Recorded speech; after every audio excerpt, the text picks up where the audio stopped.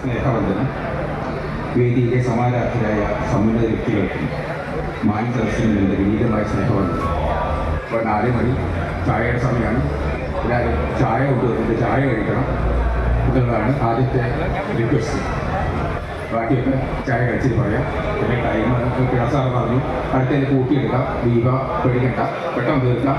ഒരു 3-4 മിനിറ്റ്സ് പറയാതിരിക്കാൻ പറ്റില്ലല്ലോ, സോറി. അപ്പോൾ പ്രിപ്പയർഡായിട്ട് സമയം കൂടുതൽ എടുക്കുന്നില്ല, പെട്ടെന്ന് വായിച്ചു പോവാം. ചില അഡീഷൻസ് മാത്രമേ ഉള്ളൂ.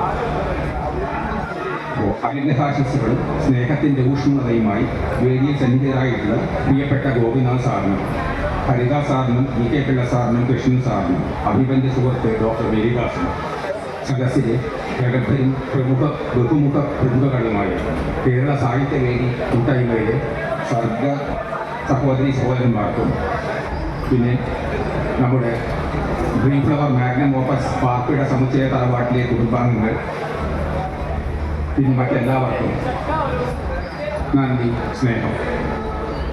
മഹാദേവന്റെ ചൈതന്യധന്യമായ മൈതാനിയിലെ ഈ അക്ഷരനഗരി 27ാമത് കൊച്ചി അന്താരാഷ്ട്ര പുരുഷോത്സവ വേദി എൻ്റെ അക്ഷോപാസനയ്ക്ക് ഈ വർഷവും അവിസ്മരണീയങ്ങളായ ധന്യനിമിഷങ്ങൾ നൽകി അനുഗ്രഹിച്ചിരിക്കുകയാണ്.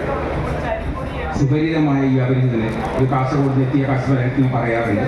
അപ്പോൾ ഇൻസൈഡർ ഔട്ട്സൈഡർ, സുപരിചിതനായ അപരിചിതൻ നൽകി വരുന്ന പരിഗണനകൾക്ക് നന്ദി, സന്തോഷം, സ്നേഹം. എൻ്റെ 4ാമത്തെ രചനയുടെ ആദ്യ ഫിക്ഷൻ്റെ പ്രകാശനത്തിൻ്റെ ധന്യവേളയിൽ ഒരു വാഗ്ദാന പാലത്തിൻ്റെ ചാരിതാർത്ഥ്യമുണ്ട്.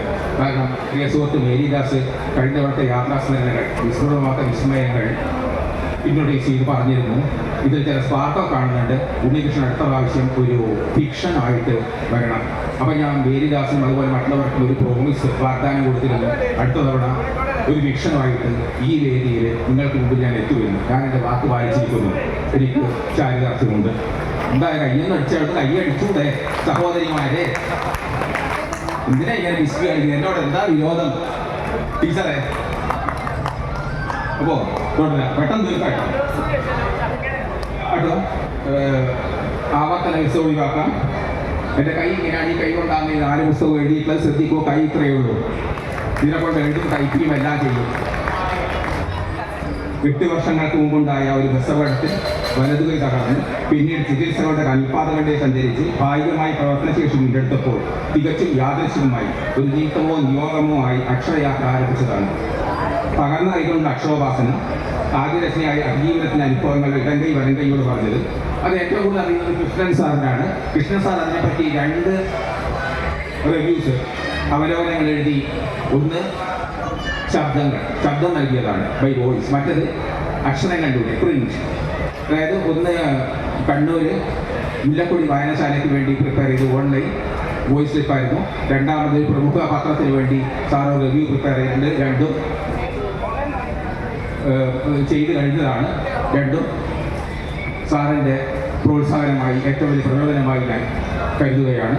സാറാണ് അതിൻ്റെ 2 റിവ്യൂസും പ്രിപ്പയർ ചെയ്തിട്ടുള്ളത്. ഇപ്പോൾ ഏറ്റവും കൂടുതൽ കൃഷ്ണൻ സാറിന് അറിയാം. ഇപ്പോൾ രണ്ടാമത്തെ ഓർമ്മക്കുറിപ്പുകളുടെ സമാഹാരമായി ഒരുമിക്കാൻ ഓർമ്മകൾക്കൊപ്പം, മൂന്നാമത്തെ വിസ്മൃതമാകാത്ത വിസ്മയങ്ങളുടെ യാത്രാവിടമെന്ന് വിരുദ്ധകാരിയെ. ഇപ്പോൾ 4ാമത്തെ രചനയുമായി നിങ്ങൾക്ക് മുമ്പിൽ നിൽക്കുമ്പോൾ അവിശ്വസനീയക്ക് അടിവരയിട്ടുകൊണ്ട് ഞാൻ ഓർക്കുന്ന കാര്യം, അതിനു മുമ്പ് സർഗവീഥികളിലൂടെയുള്ള ഒരു യാത്ര എൻ്റെ സങ്കല്പങ്ങളിലോ സ്വപ്നങ്ങളിലോ ഒട്ടും ഉണ്ടായിരുന്നില്ല എന്നതാണ്. അന്ന് അവിടെ അങ്ങനെ. എന്നാൽ കുട്ടികൾക്കും മുതിർന്നവർക്കുമുള്ള തികച്ചും ലളിതമായ എൻ്റെ നോവലിനെ കുറിച്ച് ശ്രദ്ധേയനായ നിരൂപകനും കൂടിയായ എൻ്റെ പ്രിയ സുഹൃത്ത് ഡോക്ടർ മേരിദാസ് പറഞ്ഞതിൽ കൂടുതലായി ഒന്നും തന്നെയില്ല എനിക്ക് പറയാനായി. സൂക്ഷ്മമായ ഒരു അവലോകനമാണ് അദ്ദേഹം നിർവഹിച്ചത്. അപ്പോൾ സാർ എന്നോട് ചോദിച്ചു, മേരിദാസ് ചോദിച്ചു, ഇത് നോവലാണോ? അത് ഞാൻ ആദ്യം ഒറ്റ ഒഴുക്കിനോട് പോയതാണ്. പിന്നെ അത് വായിക്കുമ്പോൾ വിരസത ഒഴിവാക്കാൻ വേണ്ടിയാണ് അത് ചെറിയ ചെറിയ ചാപ്റ്റേഴ്സ് ആക്കിയിട്ട് അതിന് ചെറിയ ടൈറ്റിലുകൾ കൊടുത്ത് രേഖാചിത്രങ്ങൾ കൊടുത്തി വിരസത ഒഴിവാക്കാൻ വേണ്ടിയുള്ള എൻ്റെ ഒരു പരിശ്രമമാണത്. അത് ഏറ്റവും ഫ്രൂട്ട്ഫുള്ളായി. ഇന്ന് ഇപ്പം എനിക്ക് മനസ്സിലായത്, പ്രിയ സുഹൃത്ത് ചോദിച്ചു, ഇത് നോവലാണോ കഥകളല്ലേ എന്ന് ചോദിച്ചു. സെപ്പറേറ്റ് കഥകൾ. അങ്ങനെയല്ല, ഇത് ഒരു നോവൽ തന്നെയാണെന്ന് പറഞ്ഞു. അങ്ങനെ ചിന്തിക്കാൻ ഉള്ളത് എനിക്ക് മറ്റൊരു അംഗീകാരമാണ് പ്രിയ സുഹൃത്ത് നൽകിയത്. മനസ്സ നമിക്കുന്നു പ്രിയ സ്നേഹിതൻ. നിരൂപണ നൈപുണ്യത്തിൻ്റെ അഗാധകളിൽ നിന്നുള്ള അദ്ദേഹത്തിൻ്റെ അനിതര സാധാരണമായ അതിസൂക്ഷ്മ നിരീക്ഷണങ്ങൾ വ്യത്യസ്ത വീക്ഷണങ്ങളുടെ വാതായനങ്ങൾ തുറന്നിട്ടിരിക്കുകയാണ് വേറിട്ട അനുഭൂതികളിലേക്ക്, അനുഭവങ്ങളിലേക്ക്. Kudos to his profound observations in his own unique, extraordinary and inimitable style with an excellent diction. Thank you, my dear friend. 1960 രണ്ടാം പകുതിയിലെ ഒരു മുത്തശ്ശിൻ്റെയും 11 വയസ്സുള്ള പേരമകൻ്റെയും മനസ്സിലൂടെയുള്ള ഒരു അക്ഷര യാത്രയാണിത്. വാർദ്ധക്യത്തിൻ്റെ വിഹ്വലതകളും ബാല്യത്തിൻ്റെ കൗതുകങ്ങളുമാണ് നോവലിൻ്റെ ഇതിവൃത്യം. കൂടുതലൊന്നും പറയുന്നില്ല. വായനയ്ക്കും വിലയിരുത്തൽക്കും ഞാൻ ഈ പുസ്തകം നിങ്ങൾക്ക് മുന്നിലേക്ക് നീക്കിവെക്കുകയാണ്. ഔപചാരികതകളില്ലാതെ ഞാൻ എൻ്റെ കർത്തവ്യം നിർവഹിക്കട്ടെ. പ്രിയപ്പെട്ട ഗോപിനാഥൻ സാറിൻ്റെ അനുഗ്രഹാശിസുകൾക്കും സൗമ്യതയും പ്രസന്നതയും സദാ പ്രസരിപ്പിക്കുന്ന ഹരിത സാറിൻ്റെ ഏറെ തിരക്കുകൾക്കിടയിൽ നീക്കിവെച്ച ഈ സ്നേഹ സാന്നിധ്യത്തിനും ഞങ്ങളുടെ കൂട്ടായ്മയായ KSUയുടെ ആചാര്യനും സാരഥിയുമായ DK പിള്ള സാറിൻ്റെ മാർഗനിർദ്ദേശങ്ങൾക്കും എന്നും അക്ഷരവഴികളിൽ പ്രോത്സാഹനമായി ഒപ്പമുള്ള KSU സെക്രട്ടറി കൃഷ്ണൻ സാറിൻ്റെ സ്നേഹാശംസകൾക്കും പിന്നെ പ്രിയ സുഹൃത്ത് ഡോക്ടർ മേരിദാസിൻ്റെ പരിചയ സമ്പന്നതയാർന്ന പുസ്തക പരിചയത്തിനും ഒരുപാട് നന്ദി. വാക്കുകളിലൊന്നും ഒതുക്കാൻ പറ്റില്ല എന്നറിഞ്ഞുകൊണ്ട് തന്നെ. പിന്നെ ഗോപിച്ചേട്ടൻ പറഞ്ഞു പുസ്തകം എല്ലാ കൊല്ലവും ഗോപിച്ചേട്ടനെ കൊണ്ട് ഞാൻ പുസ്തകം പ്രകാശിപ്പിച്ചേ വിടൂ. അതിന് മേരിദാസ് തന്നെ പിള്ള ചേട്ടന് മേരിദാസ് തന്നെ ആ പരിചയം നടത്തും. പിള്ള സാർ അധ്യക്ഷത വഹിക്കും. കൃഷ്ണ സാർ ആശംസകൾ തരും. നിങ്ങളൊക്കെ ഇവിടെ ഉണ്ടാവണം. ഈ സർഗ സഹോദരി സഹോദരന്മാരെ മുമ്പിൽ എനിക്ക് യാതൊരു പേടിയില്ല.